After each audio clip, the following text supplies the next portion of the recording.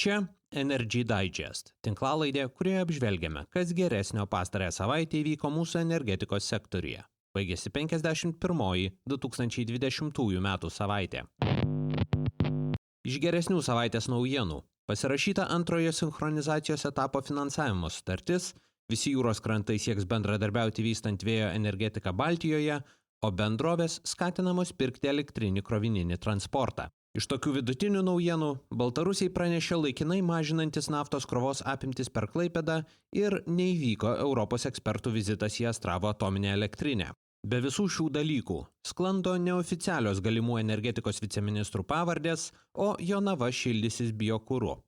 Štai papunkčiui. Niekas negalės pirkti mūsų politinės valios. Jungti su europiniais elektros tinklais. Yra turėti kiek įmanoma žemesnę kainą. Их энергетическое кольцо. Это создает для нас проблемы. Baltijos šalių ir Lenkijos elektros perdavimo sistemų operatoriai pasirašė sutartį su Europos komisijos inovacijų ir tinklų programų vykdomąja įstaiga INEA dėl antrojo sinchronizacijos projektų etapo finansavimo. Tai paskutinis dokumentas reikalingas ES finansavimui gauti. Antrasis projekto finansavimo etapas apima brangiausius elektros infrastruktūros projektus reikalingus Baltijos šalims siekiant prisijungti prie kontinentinės Europos elektros tinklų. Didžiausias ir brangiausias iš jų – Harmony Link elektros jungtis su Lenkija. Jos statybai skirta 493 iš 720 milijonų eurų viso etapo lėšų.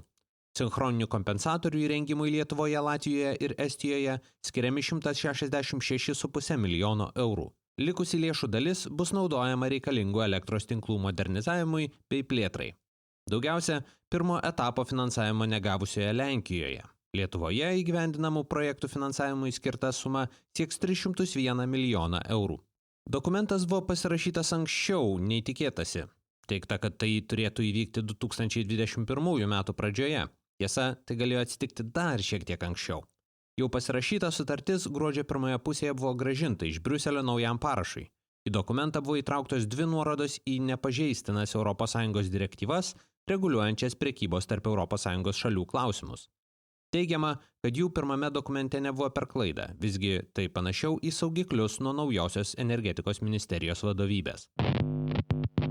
Klaipėdos nafta pranešė gavusi Baltarusių Belaruskąją Neftianąją kampaniją Europinio padalinio pranešimą apie laikiną naftos produktų priekybos, vykdant krovą per Klaipėdą, sustabdymą sudarant naujus kontraktus tarp BNK ir jų klientų.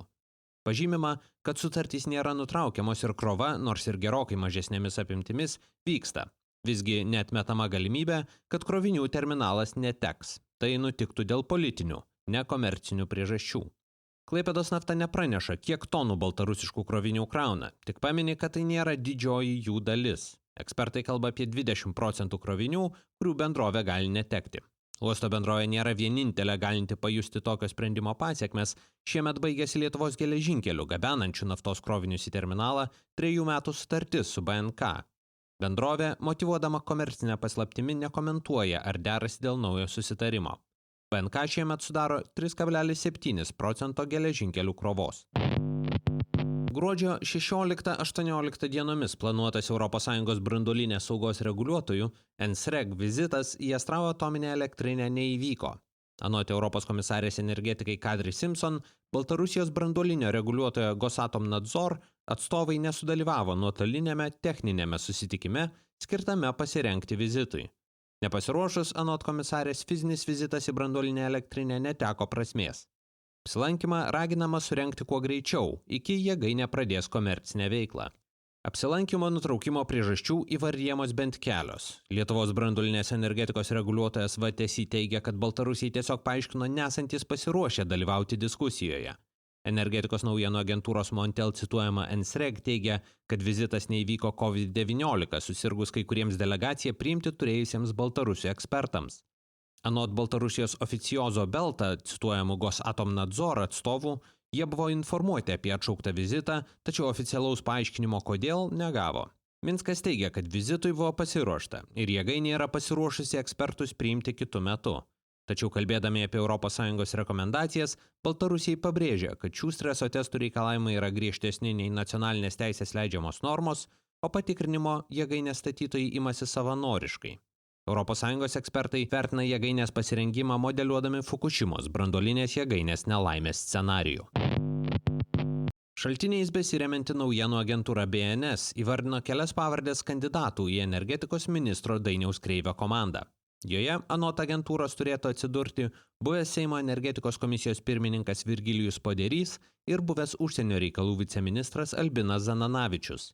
Tarp kandidatų įvardyjama ir Inga Žilienė, energetikos reguliuotojo VERT vadovė. Energetikos ministerija teigia, kad atranka vis dar vyksta. Oficialiai naujojo ministro komandoje pradėjo dirbti tik atstovė spaudai. Jie tapo buvusi krašto apsaugos ministro atstovė Vita Ramanauskaitė.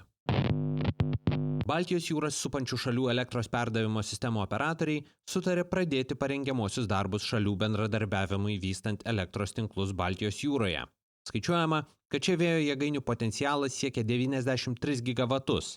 Tiek energijos šalims individualiai įsisavinti nepavyks, tad siekiama regioninio bendradarbiavimo. Parašus po memorandumo dokumentu taip pat sudėjo Suomijos Fingrid, Švedijos Svenska Kraftnet, Danijos Energinet, Vokietijos 50 Hz, Estijos Elering, Latvijos AST ir stebėtojų teisėmis Norvegijos Statnet. Bendrovės gali teikti paraiškas kompensacijoms elektriniams krovininiams elektromobiliams įsigyti. Tam bus skiriama vienkartinė 4 arba 10 tūkstančių eurų kompensacija, priklausomai nuo transporto priemonės klasės. Papildoma 1000 eurų išmoka gaus pareiškėjai sunaikinę seną taršų automobilį.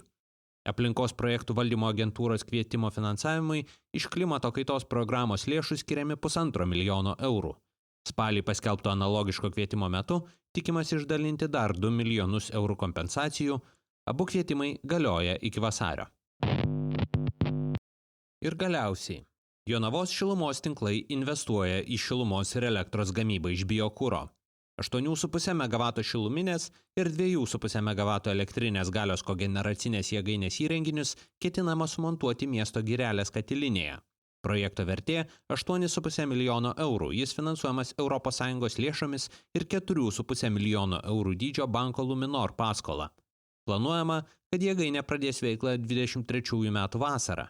Po jos paleidimo šilumos kaina gyventojams turėtų sumažėti maždaug 7%. Šiam kartui tiek. Jei tinklalaidė jums pasirodė įdomi, prenumeruokite. Energy Digest rasite bet kurioje podcastų programėlėje.